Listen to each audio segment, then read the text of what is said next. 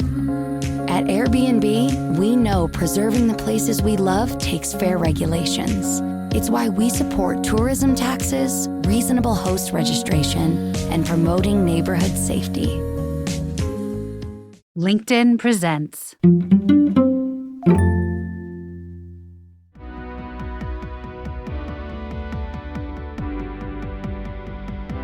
I'm Morra Aarons-Mele, and this is The Anxious Achiever, the show that looks at the intersection of mental health and work, and how we can all do both better.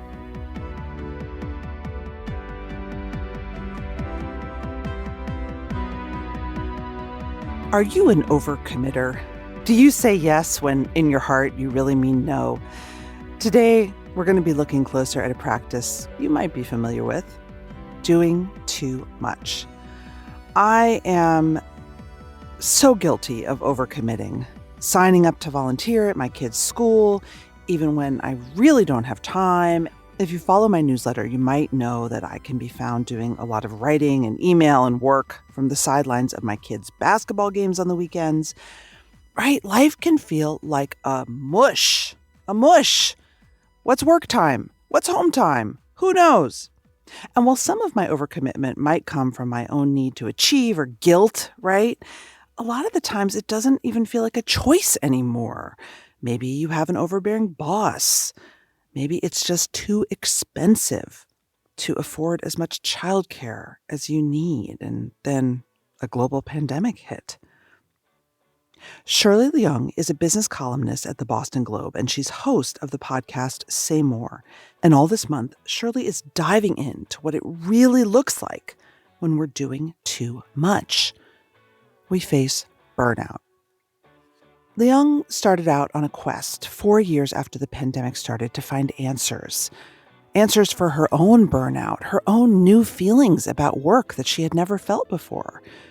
What does all that stress do to our bodies and our brains? How can we prevent burnout, and how can we recover from it?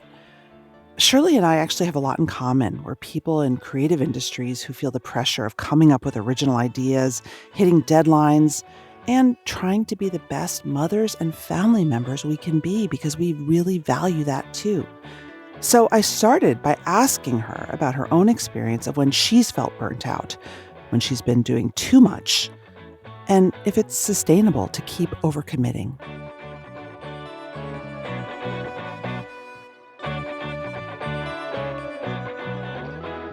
Do you, at the end of the day, look at it and are like, this is a choice, this is a season, it will pass? Like, how do you, in your most frazzled moments, think about this setup? So like you, I spend between, my December through half of May every weekend on a basketball court because my son plays town travel and then AAU. So now I'm on break, quote unquote. And I just keep on thinking that some other moms who kids are in college or out of college, they're older now, and said these are the wonder years. They're only this age once. And when they are out of the house, work will still be here for me. Right? But my kids won't be. And I think through this process of thinking about the right balance between work and family, right at this very moment, right now, my kids are my North Star. My family is my North Star because they need you now these middle school years. No one ever tells you this when you have kids. I mean, you think when you have your first baby that that's the most intense part of being a parent, the kind of 0 to 5. But no, that's actually the easiest part because you can just outsource everything pretty much, right? Or you can find someone to watch your baby, to babysit your kids. But when they're our kids' ages now, there's no outsourcing. They need their parent. And it takes a lot of energy. And you almost have to make a conscious decision as a parent or as a working parent. I have to focus on one thing, or there is something that will be my primary focus right now. And I think the trick is, can I be the parent I want to be and also the working professional that I want to be? And, Can you? and how I think you can. And that's what I learned from from interviewing a lot of experts on this topic about how to avoid burnout. I think you can too. Yeah. I think what I struggle with, and again, this is my own stuff because I feel anxious about a lot of it, is honestly boundary keeping. Yes. Not volunteering too much, not booking a call when I know I'm supposed to be driving my kid. My kids trigger me now that they're older. They bring home their problems. Yes. Mm-hmm. And I've been dealing with problems all day at work. And then my kid brings me a problem that sends me spiraling. And it's really hard to not feel like it's all just sort of a mush of no boundaries and overcommitting. And I think that's what happened to a lot of us during the pandemic, especially Mm, those of us who are knowledge workers, the so-called knowledge workers, where a lot of us could work from home. And, in the beginning, I felt it was okay. We were all in this crisis together, right? Back in 2020. And as a journalist, I felt like I was on the front lines reporting what was happening to people as they were losing their jobs. And I'm a business columnist and business reporter. So it was a public health crisis, but it was also an economic crisis. So you were driven by adrenaline, but you managed, for some months to kind of keep it all together. I know I hit rock bottom at the end of 2020. I mm. was like, I can't, something has to give here. And I think that was a point where a lot of us talked to our bosses and our employers saying that, we're stressed out, we need space. And I think a lot of employers got that because bosses themselves, right, Absolutely. felt it. What did you ask for? I'm sorry, when you hit rock bottom, what did you need to change and what did you ask for? I needed to say out loud, I needed a break. I also, at the time, I told the company that a lot of us are paying a lot of money for childcare. Our childcare is through the roof, because suddenly there's nowhere for our kids to go. And so we asked it for time and space and money, and we got all of that. We got some stipends to help defray some of the costs. It just felt good to say out loud, I'm really burnt out, Mhm. Mhm. because before, remember, it was nobody wanted to talk about that, right? No. Shirley, you come out and say work from home isn't working. Yes. I think that probably is going to resonate with a lot of the audience. Why are you saying that? So in the beginning, I love working from home, right? I was like, I was so productive. This is great. I get to do 3 loads of laundry before 8 o'clock in the morning. I get to have dinner with my kids every single night, right? Mhm. And it Mhm. was okay for the first year, second year, but year 4, I can't work at home anymore. I'm so distracted by all the laundry I have to do. The laundry beckons to me daily. I mean, I do like being able to come home and have dinner with my kids or make dinner for my kids rather than just doing takeout. But I find myself really distracted at home. I did this trick where I put Bose headphones on, the noise canceling headphones. I don't turn any music on. I just put them on, and that's my signal to myself, "Okay, now you really have to focus and write." Mhm. Now it's work time when I put my Bose headphones on, but that doesn't work anymore. Really? It just stopped Yeah, working, that cue. it's not quite the same. And then when I go into the office, we're 3 days a week at the Globe. Now when I go to the office, I don't get any work done. The office is too distracting. Everybody is talking to you, you have meetings.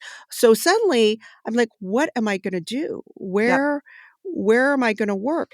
So I interviewed this guy named Cal Newport. He's an Oh, yeah, MIT he's been on trained. the show, yeah. Yes, you know Cal. So he Yeah. has a new book out called Slow Productivity. And I said, "Cal, I've got this problem. What do you think?" And he says, "You gotta work from near home." I'm like, Hmm. "What is that?" He's like, "I don't think remote work is so great. I think we need to set boundaries between work and between home." So he's like, I live in a small town. I lease some office space in my little town. Yeah. So we were recording this podcast, and I think he lives in the DC area. And I said, "Where are you now?" He's like, "I'm in my work from near home." Right now, I have my podcast studio here. I have a little office here. And so he has multiple places to work. Of course, he has a home office. He has his office at Georgetown where he teaches. And then he has his work from near home. And so I was like, okay. And he also said, when I find my work from near home, and one of the things I've been thinking about is becoming a member of the Boston Athenaeum. Athenaeum, yes. And he's like, that is brilliant. I Yep. know it. It's a private library. It's super quiet. And then he said one more thing. When you go work there, make a pledge to yourself not to check email and not to check your phone. Mm. When you work in that space so that you will totally focus on what you're supposed to do and accomplish. Because what I've learned is that I don't something happened to me during the pandemic. I'm just so distracted. I can't disconnect. I can't focus. It's almost like I've become a multitasker on overdrive. I used to take a lot of pride in being a multitasker, and then suddenly during the pandemic, it's like, oh no, this is like derangement. I Mhm. can't multitask anymore. And I learned this from Aditi Nurikar, one of the doctors I interview in my series. She said only 2% of people can actually multitask effectively. And most people should monotask, which is just do one thing at a time. She wrote a book called The Five Resets. And she said one of the things is just to do one thing and practice doing that. Again, don't check your phone, don't Right. check your email, don't check Slack. And if you can do it for 45 minutes, you will kind of do your best work. And I tried it. I don't think I could do it for 10 minutes because I'm so addicted to social media or Slack, notifications. I mean, you probably you know what I'm talking about, right? Well, I have another theory, which is that we're anxious. This is Yes. anxious behavior, right? This is, Mm. I cannot turn my brain off. My brain can't land. I mean, in order Yes. to be able to focus and do deep work, I love Cal Newport, Yes. but I don't know that he's ever had clinical anxiety because your brain on anxiety is like the worst stereotype of what you might think of an ADHD brain. It is Yeah. constantly seeking signals and dopamine. And so I think that a lot of us, we sort of got fried. We got burnt out. Mhm. And the anxiety of the pandemic and the way work is set up to make us feel this way. Slack is anxiety. It just Yes, is. it is. We can't turn our brains off. We need an intervention. So that's what this series has taught me. Like, Tell me. it was interesting talking to Aditi, who's a doctor at Harvard. She's kind of the stress doctor, Cal Newport, also Krista Tippett of On Being podcast, Emily Nagoski, who's a sex therapist turned burnout expert. She lives in the Berkshires. And then have you had the members of the No Club on? Have you had them No, on? Oh my God, you have to have the No Club I on. don't even know the No Club. These are 4 women, I think academics, and they wrote a book, came out a couple years ago, called The No Club. How to put a stop to women's dead end work, and and it was all about how we take on too many things. We almost do it to ourselves. We can't say no. We literally cannot say no. So we have to stop. Anyway, so one of the themes was, and you've heard this, I think, with your guests, breathe more, deep Mhm, breathing. mhm. That helps. So I'm trying to do more breath work, move, activity, like during the pandemic, I started walking the dog a lot. I never walked my dog. My husband always walked the dog. And so now I make a point to walk the dog. On the afternoons, I'm working from home and I need a little break. I'm doing a lot of little things. Krista talked about the need for quiet. You need to quiet your mind. So, one of the things I also started doing, I love to listen to podcasts when I walk the dog or I'm in the car. And now I try to walk in silence, Mm. run errands, drive in silence, because your mind just needs to turn off. It needs a break. Maura, I thought you made a really good point about the anxious mind, because you're right. A lot of us, we were so anxious during the pandemic, we can't turn it off anymore. We can't stop being anxious. Well, and work changed to meet the anxiety. I mean, the volume of Mm. conversation we have now via Slack and Zoom, Yes. like we added so many new platforms and didn't take anything away. And the workday has become like 24 hours for a lot of us. Mhm. A lot of Mhm. those norms just disappeared. Right. So one of the things Cal talks about, and I told him what I really appreciated about his writing and his book is that he started this work on slow productivity in a digital minimalism when his kids became school age. He said he wanted to be there as a father for his kids, and you don't hear a lot of working fathers talk about that. So I really appreciated that he could be out there talking about. And his new book, 3 things that he talks about in the book: do fewer things, work at a natural pace, obsess over quality. Mm. And so the big aha for me was, you know what? All these years, I say to myself, Shirley, you need to be more productive. You need to be more efficient. You need to be more, more, more. And now I'm realizing, wait a minute, I'm too good at being productive, and it's making me miserable, and Mhm. it's lowering the quality of my work. I'm just going to say it again. I'm too good at being productive, and it's making me miserable, and it's lowering the quality of my work. Mhm. So Cal says if you do less, you'll actually accomplish more. So you've been a journalist on Deadline for how many years? Well, I've been a journalist for about 25 years. Because I would think that if you're a journalist on Deadline, you develop some kind of like supernatural habit that allows you to just shut it all off and produce great R work, which you do, because I love your Mhm. writing. Thank you. No? You struggle with the same things we do? When I'm on true deadline, something has happened and you need to write, I get it done. But that Mhm. doesn't happen every day. I just finished a project. It took me 2 months to do this project because I didn't have a deadline, and so it's like it just dragged on Right, and on and on. But if someone's put a gun to my head, it's like, "You need to file that in an hour." It gets done. right. What does that tell you?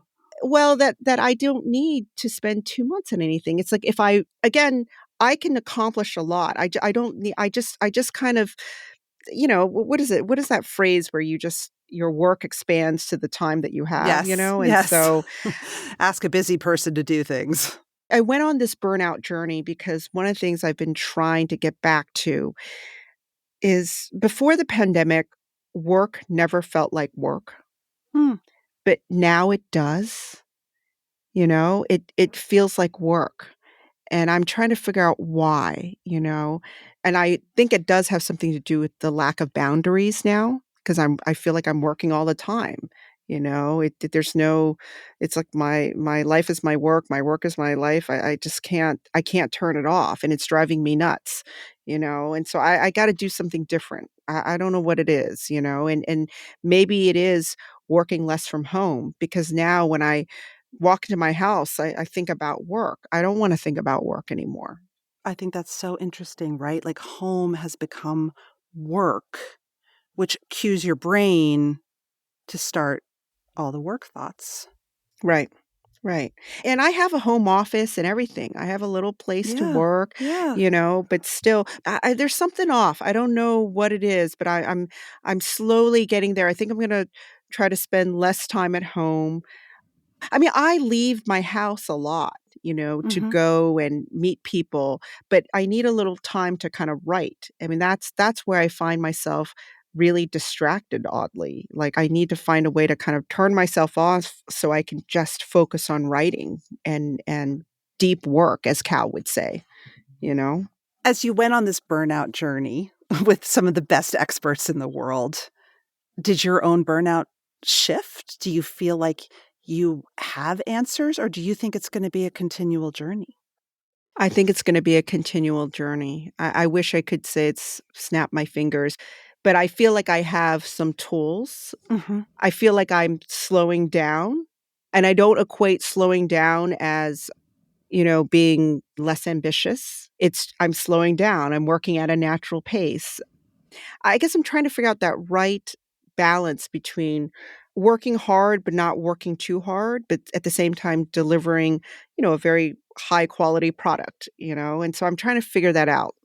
I hear you as very clear. I hear you saying, "My brain is a swirl, and I need a way to get it to quiet and get clarity, and I need a space to write." Yeah. I hear you saying, "I need a third place that is mine. It's about writing. that's what I need. Yeah. That's what I've kind of learned over the last month, and so I might be so I'm looking for my third space. The LinkedIn Podcast Network is sponsored by TIAA. In the last 100 years, we've seen financial markets swing, new currencies come and go, decades of savings lost in days, all showing that a retirement plan without a guarantee, quite simply, isn't enough. So more than a retirement plan, TIAA makes you a retirement promise. A promise of a guaranteed retirement paycheck for life. A promise that pays off. Learn more at TIAA.org/promisespayoff.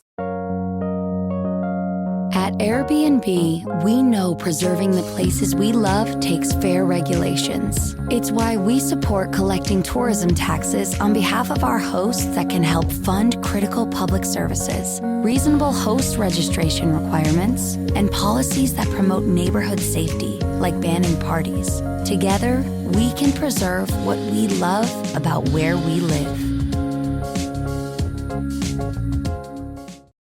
I think that working from home is also really about temperament. Mm. I've been working from home since 2006, and I can't Oh, imagine wow. a different way. I am just really good at it. And I know Wow. people, like my husband, did it for 3 weeks and was like, this is not for me. So I guess that doesn't work for everybody. No. But what I hear from everybody that you're lifting up is I cannot turn my brain off. Yeah. And it's focusing on things that I don't really like, and it's making me miserable. And I want to actually shift a little bit because you're a business columnist. You have covered the biggest business stories. I focus on workplace mental health, and I've seen huge changes since the pandemic, but also a lot of things that haven't changed or that are going back to the way things were.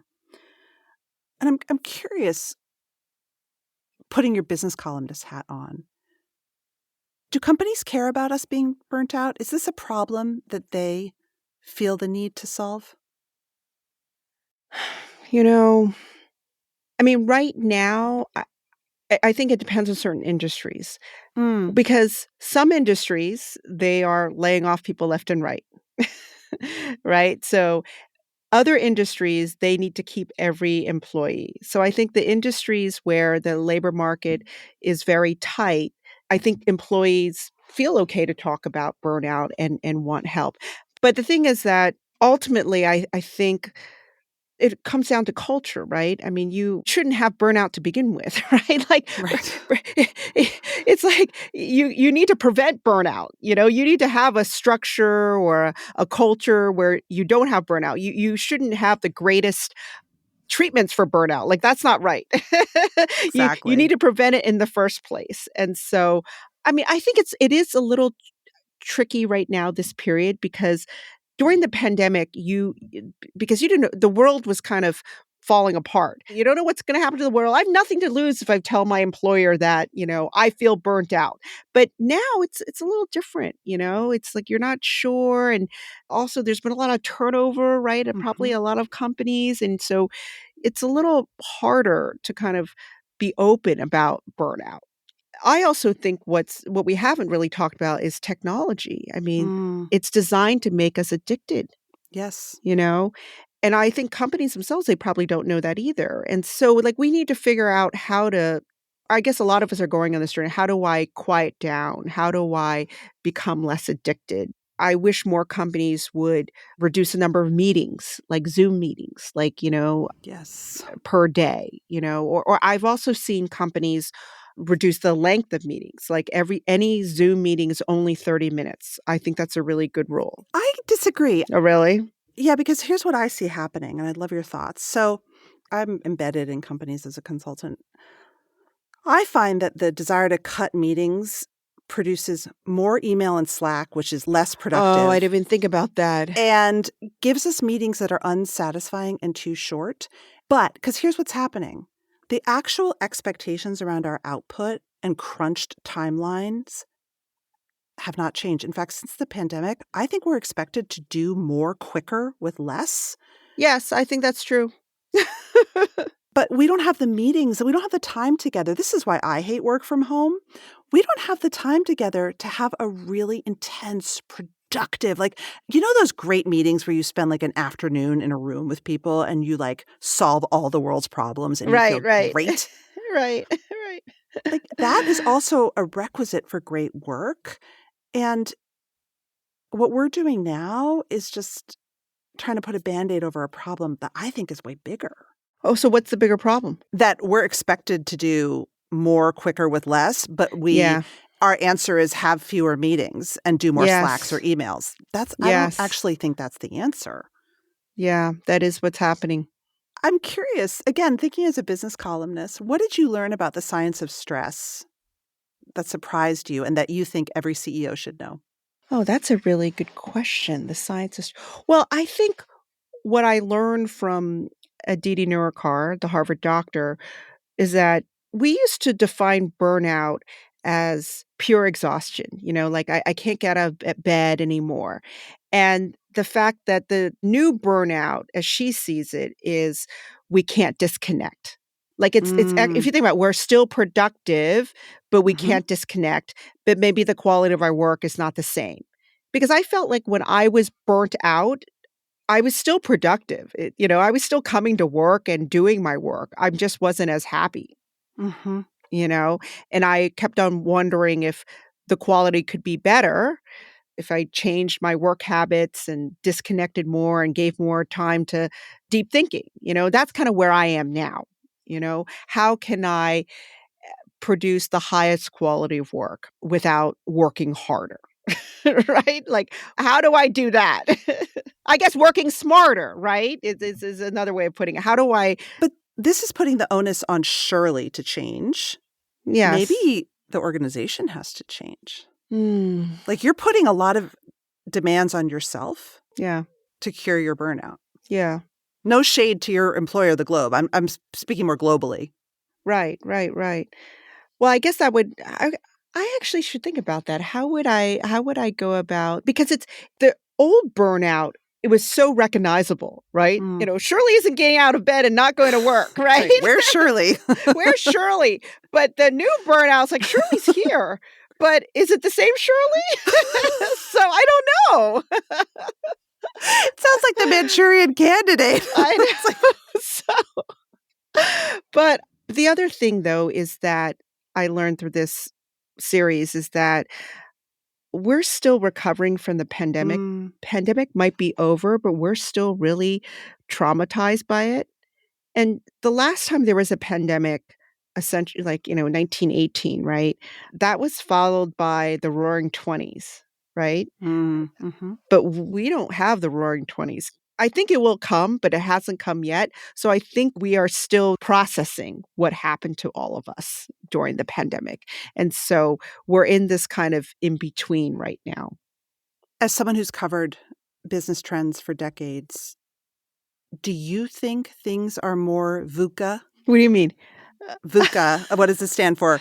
Volatile, uncertain, chaotic, something else than they have ever been before? VUCA? Or is that just how we feel? I haven't Yeah, heard VUCA. VUCA. Oh, man, you got to VUCA. look up VUCA. There's VUCA, and then there's one that starts with a B as well. Oh my goodness. A lot of burnout experts or mental health people, you go to a workshop and they're like, business is more unpredictable, chaotic than ever before. So buckle up. Is that Well, true? I know for me, I feel like the pandemic just turned everything upside down. Huh. My understanding of the economy, right? Think about it. March 2020, the economy was shut down. The global economy was shut down, right? Right. And millions of people lost their jobs in America. And so what happened? I mean, there are a lot of checks, right? The government pumped a lot of money into the economy, and we're all bracing for this horrible recession. I mean, the recession never came. The bad recession never came, you know? And then remember when the Fed jacked up interest rates, right, to Mhm. slow down the economy. And what happened? The economy kept growing. It's like, what is going on? And so I don't know what to make of any of this. I don't know what to make of the economy anymore. I stopped making predictions about the economy Wow. because now whatever lessons I've learned in 20 years, 25 years, you can't apply to them now. I mean, think about the housing market, right? Right. Interest rates go through the roof. What happens? The housing prices in Massachusetts keep going up. Who would have predicted that? It's so crazy now. Huh. I don't know. I don't know what to make of it. I just don't. Maybe it is more VUCA. Yes, exactly. You said that your own ambition hasn't changed, even in all the burnout. A lot of what we talk about on the show is the relentless pressure of achievement culture Mhm. and then our own internal expectations around achievement. And I'm curious if your sort of barometers of achievement for yourself have shifted since the pandemic, or if that's part of what you're wrestling with in this burnout conversation. I mean, I think for me now, I'm no less ambitious, but maybe it's a different time frame. Instead of Interesting. saying like I want to do X, Y, Z in 3 years or 5 years, maybe it's going to take 10 because I want to see my kids grow up and that's okay. You know, I could, run at a pace of, 110%, at work if I chose to, but I don't want to because I want to see my kids grow up. I mean, one of the things I also learned through this process is, I love picking up the phone and talking with a girlfriend, right? Maybe an hour or something, I'll be like, "Oh, man, I just wasted an hour." But I'm learning now that that's a way to reduce burnout. You need that connection, so I shouldn't feel guilty. My girlfriend also needs that from me, or you need connection, you need some downtime, And so I'm kind of giving myself the grace to do that more, I'm giving myself more because, as a working mom, you're like, it's work and your family, and there's no time for you. It's tough. And so I'm trying to give more time for me. Mm. The one good thing is that I'm giving myself a little bit of a break, you know, because I'm not doing XYZ now, it doesn't mean I'm a failure. It's just I've just got a elongated timeline. That's all.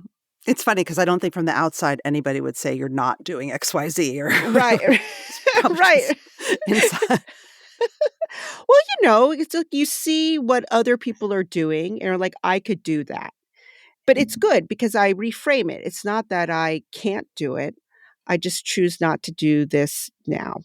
I love that. I think it comes back to what your friend said, right? Like your kids are only here once. Mhm. And work will be here 10 years from now, but my kids won't be. They'll be in college. They'll be out of the house. And I think now the trick is, how do I see my kids without feeling miserable, right? Or distracted. I hate Feel that. I'm the like, I'm here, but I'm not really here with you. I'm figuring it out. It's hard though. It's really hard. I always tell this story. I went to college, I guess in the early 1990s and at a time when like women can do anything. You could do it all. You can do anything. But not a single person in my life at that time said, "Yes, you can do anything until you have your first child." Then your career path diverges and or can diverge. I feel like every generation, the women, who are younger than me, who have had started families, I think they've had an easier time, becoming new moms and getting back on track. I think parental leave helps. I'm hoping that this current generation, they find a better balance, that the dads do more, the other part, there's more, that it doesn't always fall on the moms to take care of the kids, because I do all the mental load stuff. I mean, part of I enjoy doing it too. I mean, I take it on again because my kids are only with me for a certain number of years. I think younger people that I see, the millennial parents I know, they don't feel guilt about asking for time off to go see. They Oh, don't no. have the stigma that our Yes. generation does around it. They're just like, this is my kid. This is important. Yeah. I'm important because I'm a mom. It's fabulous. It's a great change. I remember interviewing female CEOs, who are baby boomers, right? Maybe they're now in their early 60s, right? When they were coming up through the ranks, they didn't even put pictures of their families on their Right, desks. right, right. They didn't want to tell anybody that they were, they had kids. You didn't brag about kids, you didn't go to anyone's, concerts or soccer games, didn't do any of that. But it's different now. Even, everyone is part of their kids' life. It is better. But the problem is that means we risk burnout, right? Because we're trying to do it all. Right. Well, and it's well documented that the expectations around good parenting have changed so much as well. So like the schlepping, like my mom schlepped me nowhere. That was Yeah. just not on the table. I can't even remember my mom going to a game, maybe one or two games Yeah. my entire high school. And that was it. Wasn't an expectation. I know my whole kid's roster. I text the coach. Right. I mean, it's like, what? Exactly. Sometimes I'm like, I need to get a life. Let me ask you one last question. I want you to, for the audience's benefit, you've done all this work. You've been reevaluating. How does your day or your week look different? Knowing what you know now. Or maybe it doesn't. I mean, well, today was a disaster.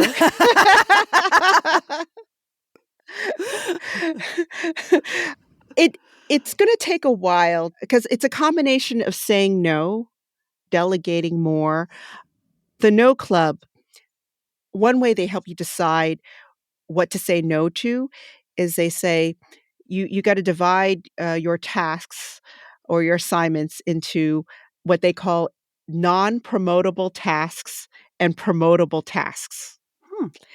So meaning that things that you do, will it help you get promoted? Will it help your company make money? So a lot of women, they like to organize the retirement parties. That's me. The colleague retirement parties. Take on mentoring the summer interns, right? Yep. Those are things that probably won't get you promoted. And it's okay to do some of that because maybe you enjoy it, but maybe be a little more selective. Should you do every colleague's retirement party? And so that helped me decide to kind of pare down my schedule a little bit and just really think about, what's important, what's not.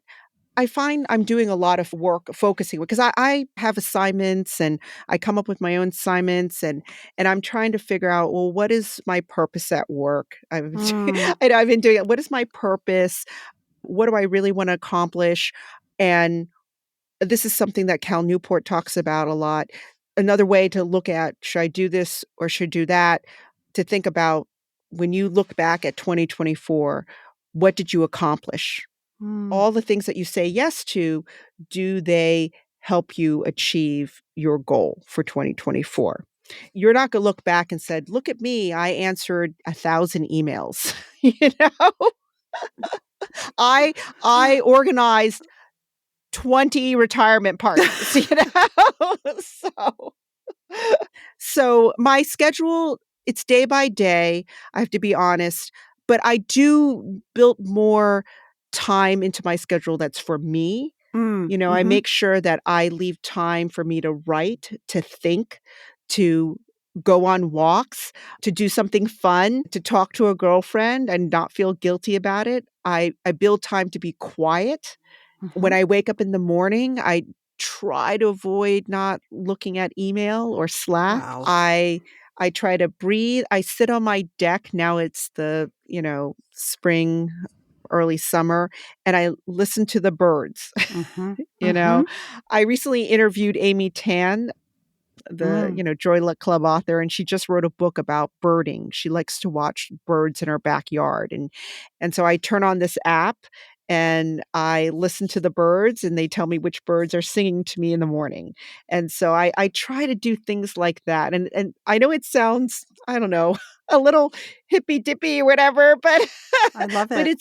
But it helps me because otherwise I'm on Slack, I'm on text, I'm always on the go, so I just need some time to quiet my mind. And I know when my mind is quiet, I actually become a clearer thinker, and I have bigger ideas. And that time is important I think that is probably the biggest change, that slowing down doesn't hold me back.